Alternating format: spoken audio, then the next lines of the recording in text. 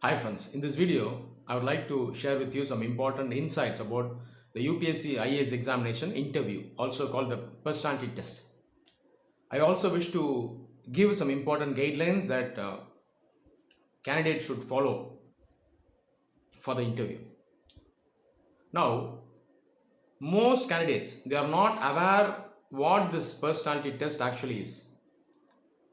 The interview, the actual name is personality test. As the name implies, it's a test of the personality of the civil services aspirant. It is not a test of the knowledge and intelligence. Knowledge, intelligence already been tested through prelims and mains. Certain aspects of knowledge and intelligence also will be tested during interview, but basically it is a test of your personality trait. They will check whether you will be a good, suitable future civil servant. So ideally, personality traits will be checked.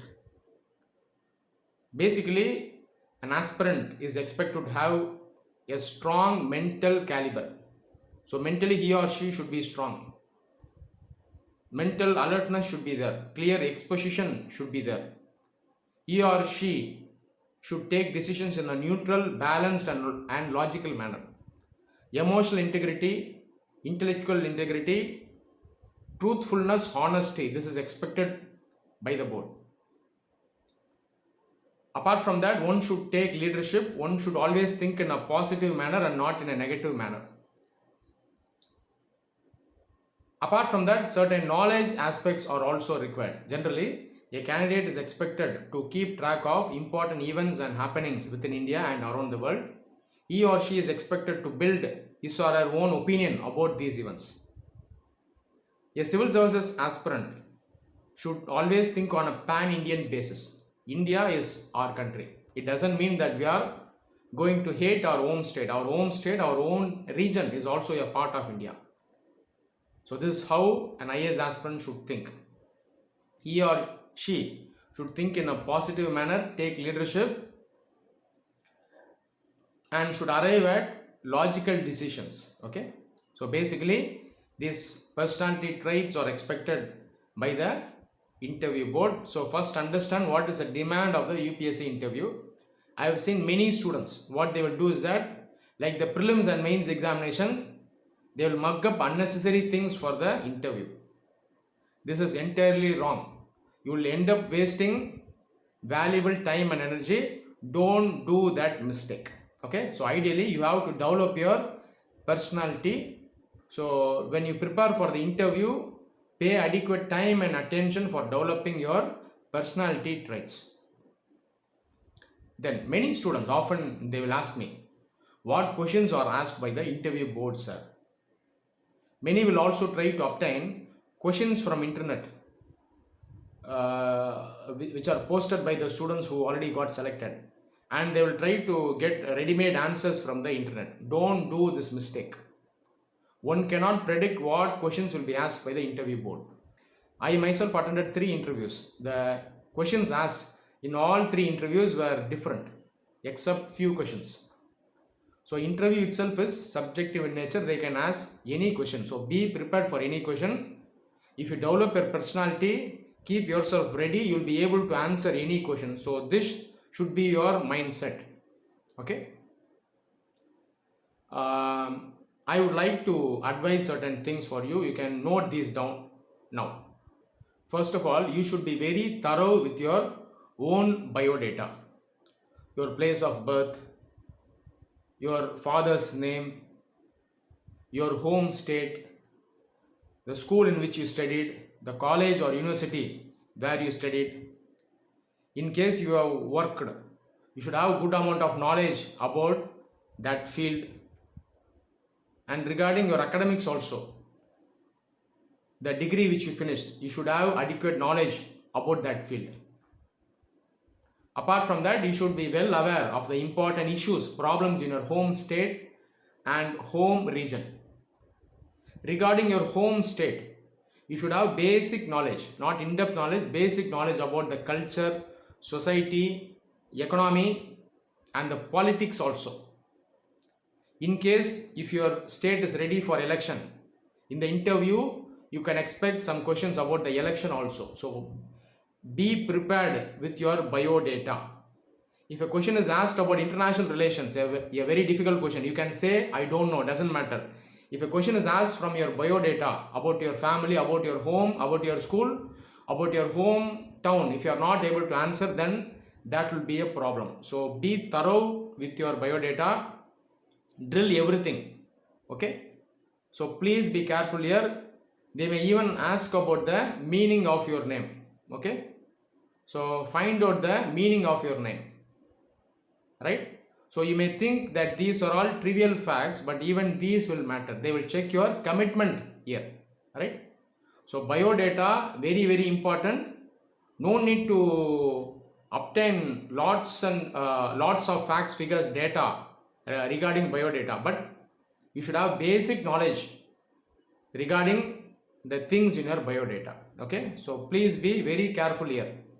In case you are IT engineer, you could be asked about the usage of IT for reducing crimes on women in future. Okay, you may be asked about rural BPOs, how we can develop rural BPOs in future. Okay, so questions will be asked in an applied manner. In case you are a doctor, they could ask how we can bring in private sector participation in healthcare, how to overhaul the public health infrastructure in India, how to engage in medical research and so on, whether we can allow alternative medicines into the mainstream healthcare system in India and so on. So these questions can be expected based on your biodata, based on your education, work experience and so on. So keep your biodata ready. Second thing, you may be asked why you are coming to civil service. Often this question is asked in the interview. You should give a practical answer. Don't give utopian answers. Don't say I want to serve the nation. Don't answer like that. If you answer like that, they may ask you again. There are many other avenues to serve the nation. Why are you choosing civil service?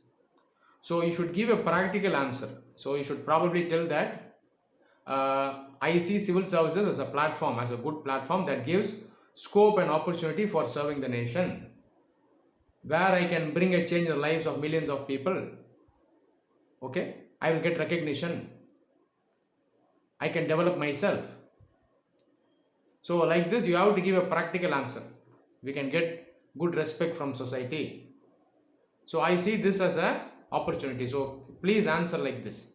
And people who want IPS, once again, don't answer in a cinematic manner. Don't say I saw this movie, I want to become IPS officer. Probably you can tell, I saw this movie, I saw this hero, I was inspired. You can answer in this manner.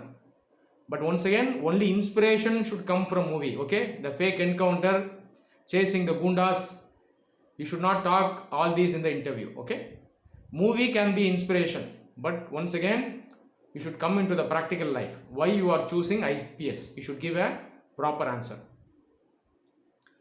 Next thing, mannerism, very, very important.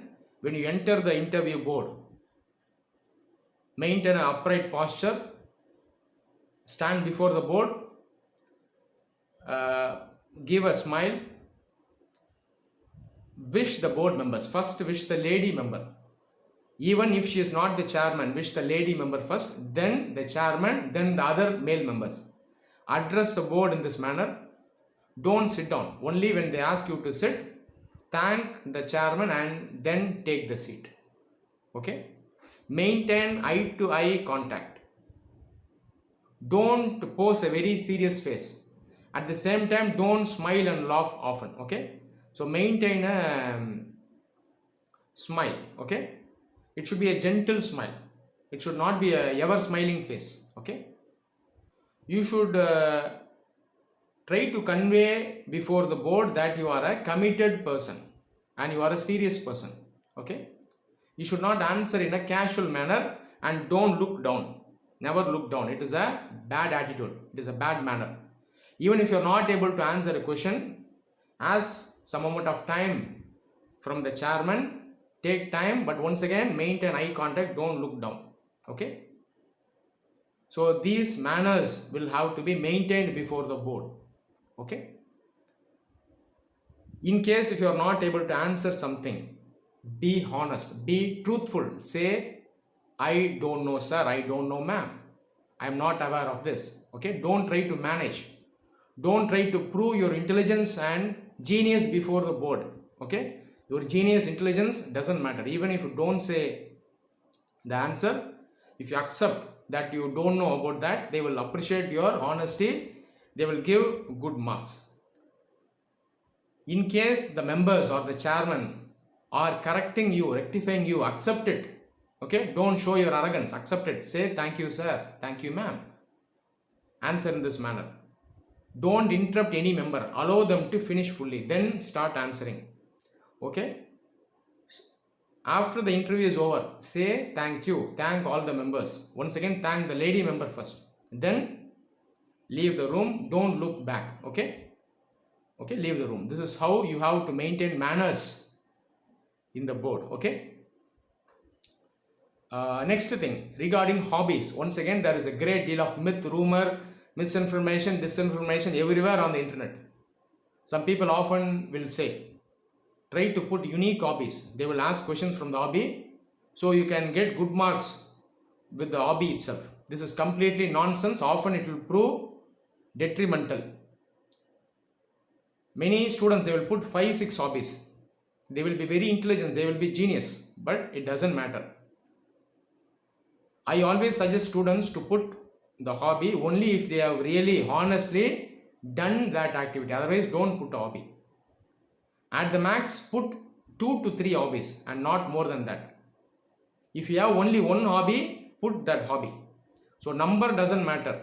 Okay, your commitment matters. Okay, so don't try to put lots of hobbies. Nowadays, many students are trying to put fancy hobbies, social activist, writer, reviewer, and so on. Okay, only if you have done these activities, you should put it. Otherwise, don't put it. Social activist is a big word. You should have done many things. Only then you should put such words. Otherwise, don't try to put such words. Regarding sports, many people will put watching sports, playing sports. If you are putting sports, playing or watching or analyzing or doing research, only if you are doing it really, then you should put. Otherwise, don't put such activities. If you are analyzing something, you should have good amount of knowledge. Only then you should put such activities. Otherwise, never put such activities as hobbies. And you should do this practice from now on. Okay, sit before the mirror each day. Try to answer and take a look at your mannerism before the mirror. Okay, how you are responding, how is your face, how is the modulation. So do this answering practice before the mirror for at least 15 minutes a day. Okay, any answer, speak before the mirror and watch yourself.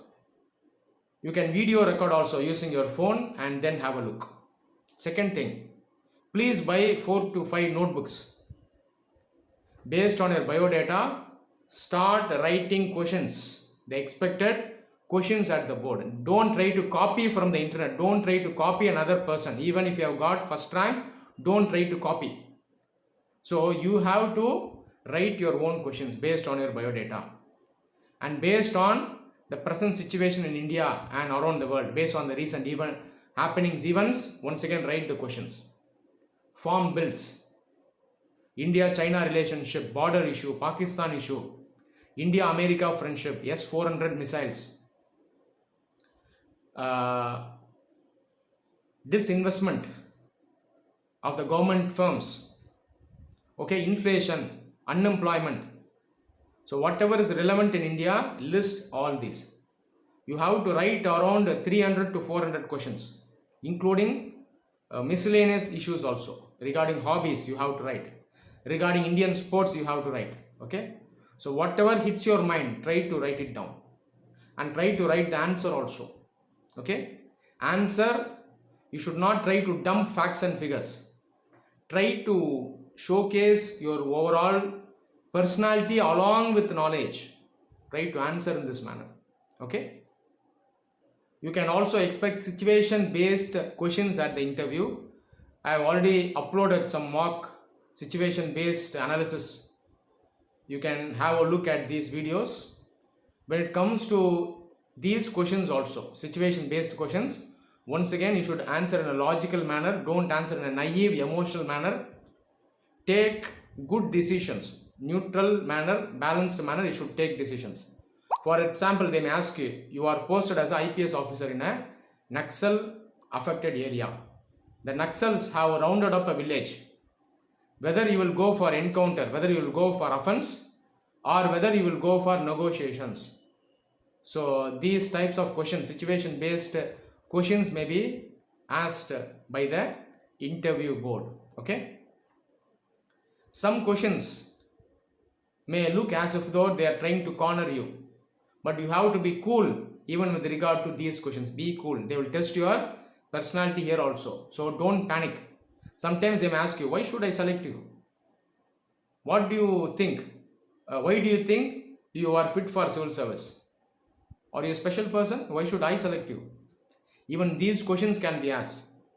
The member can in fact display a very serious face, but in fact he will award very good marks if you answer well. So be cool, don't panic. Okay. So only with courage, only with a cool composed head you can score well in the interview and ultimately win in the examination. Interview scores matters. Okay. So if you show an edge in the interview, automatically you will jump up in the rank also. Regarding resources, don't study from lots of books now. Daily read the newspaper. Keep yourself updated on all the events. Go to the important government websites. Have a look at the important schemes, how they are progressing, what are the drawbacks. You can have a look. Go to Press Information Bureau. The ministers themselves would have given their opinion about the various schemes, what are the drawbacks and so on. So have a look at these schemes. Pay importance to the vulnerable sections of society, tribals, transgenders, women, farmers, SCs. Focus on these people. Don't have a elite mindset. If they ask about housing, think about affordable housing. Think about rehabilitating slums. Okay. Always don't have a elite mindset. Okay. We are now out of the British era. IPS officers, IAS officers should serve the common masses. Okay. So don't always have a elite mindset. If they ask about transport network, think about villages also. Don't always think about Bengaluru, Noida, Chennai, Delhi and so on. Okay. So think about backward areas. Think about Jharkhand, Madhya Pradesh and other regions in India. Okay. Think in this manner. When they ask about education, women education, think about the tribal females. Okay. Think about transgenders. Think about the sex workers. Okay, so think on these lines. Always have vulnerable sections of society in your mind. Right. At the same time, don't talk in anti-rich manner also. Private sector does not only mean the large guys like Ambanis, Adanis. Okay. Private sector also refers to the cottage industries, small scale industries. Always be rational. Your mind, your brain should always work in a rational manner. Okay. Flush all political opinion from your mind.